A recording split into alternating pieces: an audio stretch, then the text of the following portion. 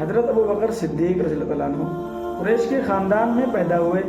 ابو بکر آپ کی کنیت ہے، نام عبداللہ، والد کا نام عثمان اور والدہ کا نام سلمہ تھا۔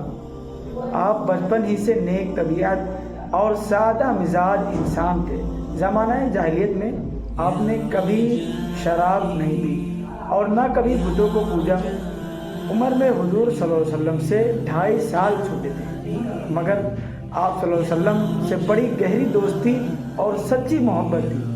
آپ نے حضور صلی اللہ علیہ وسلم کے اخلاق و عادات کو بہت ہی قریب سے دیکھا تھا۔ جب حضور صلی اللہ علیہ وسلم نے ان کو اسلام کی دعوت دی اور اپنی نبوت کا اعلان کیا تو مردوں میں سب سے پہلے ایمان لانے کی سعادت ان کو نصیب ہوئی، اور حضور صلی اللہ علیہ وسلم کی نبوت کی تصدیق اور زندگی بھر جان و مال سے ساتھ دیتے ہوئے اسلام کی تبلیغ میں مشغول رہے۔ مکہ کے 13 سالہ زندگی میں مشرکوں کی طرف سے پہنچائی جانے والے ہر قسم کی تکلیف کو برداشت کرتے رہے۔ اہم مشورے اور راز کی باتیں حضور صلی اللہ علیہ وسلم انہیں سے کرتے تھے۔ چنانچہ ہجرت کے موقع پر ابو بکر صدیق رضی اللہ عنہ نے آپ صلی اللہ علیہ وسلم کے ساتھ غار ثور میں 3 دن قیام فرمایا، پھر وہاں سے مدینہ منورہ تشریف لے گئے۔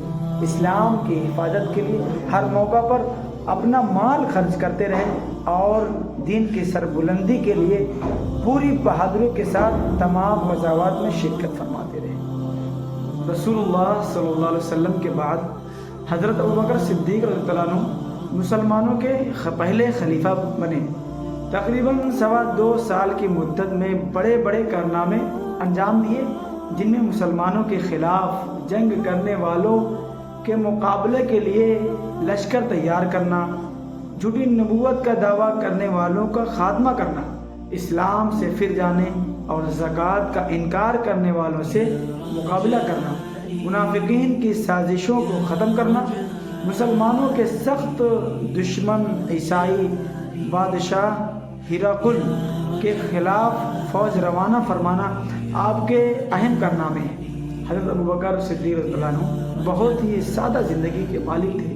ہر ایک سے مل جل کر رہنے، ضرورت مندوں کا خیال رکھتے، مہمانوں کو کھانا کھلاتے، پریشانی میں دوسروں کے کام آتے اور کپڑے کی تجارت کر کے اپنا گزر بسر کرتے۔ جب خلیفہ بنائے گئے تو صحابہ کے مشوروں سے ایک عام مہاجر صحابی کی طرح بیت المال سے وظیفہ مقرر کیا گیا، جس کی مقدار اتنی معمولی تھی کہ جب بیوی نے ایک مرتبہ میٹھی چیز کھانے کی خواہش ظاہر کی تو پیسہ نہ ہونے کی وجہ سے ان کی فرمائش پوری نہ کر سکے۔ انہوں نے جمادی الاخری سن 13 ہجری کو پیر کے دن 63 سال کی عمر میں انتقال فرمایا۔ بھائیوں، بزرگوں اور دوستوں، حضرت عمر رضی اللہ عنہ کا اسلام لانا، حضرت عمر فاروق رضی اللہ عنہ کا شمار عرب کے بڑے بڑے بہادروں میں ہوتا تھا۔ ہاں بھائی، اسلام قبول کرنے سے پہلے حضرت عمر رضی اللہ عنہ مسلمانوں کے سخت دشمن تھے اور رسول اللہ صلی اللہ علیہ وسلم کے قتل کی فکر میں رہتے تھے، نعوذ باللہ۔ ایک دن اسی ناپاک ارادے سے تلوار لٹکائے ہوئے چلے جا رہے تھے کہ راستے میں حضرت نعیم بن عبداللہ رضی اللہ عنہ مل گئے۔ انہوں نے پوچھا کہ عمر کہاں جا رہے ہو؟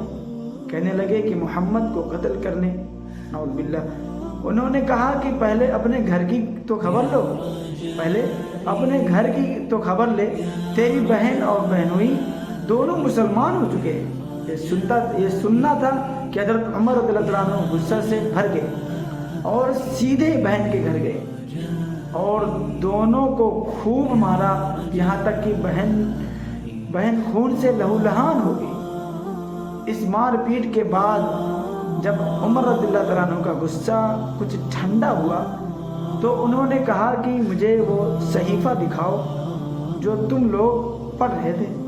بہن نے کہا کہ تم ناپاک ہو، غسل کیے بغیر اس کو ہاتھ نہیں لگا سکتے، لہذا انہوں نے غسل کیا اور بہن سے قرآن لے کر پڑھنا شروع کیا۔ قرآن پڑھتے ہی ان کی حالت بدل گئی، فوراً حضور صلی اللہ علیہ وسلم کی خدمت میں حاضر ہوئے اور مسلمان ہوئے۔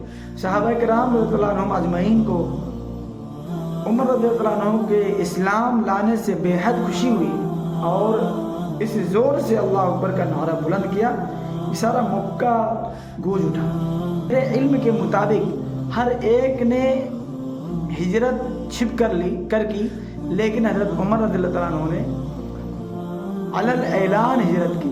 جب انہوں نے ہجرت کا ارادہ فرمایا تو اپنی تلوار گلے میں لٹکائی اور اپنی کمان کندھے پر ڈالی اور بہت سارے تیر ہاتھ میں لے کر بیت اللہ کے پاس آئے اور اطمینان سے طواف کیا اور پھر مقام ابراہیم کے پاس جا کر 2 رکعت نماز پڑھی۔ پھر مشرکین کے ایک ایک ٹولی میں گئے اور فرمایا کہ جو یہ چاہتا ہے کہ اس کی ماں اور اس کے مرنے پر روئے اور اس کی اولاد یتیم ہو جائے اور اس کی بیوی بیوہ ہو جائے، وہ مکہ سے باہر آ کر میرا مقابلہ کرے۔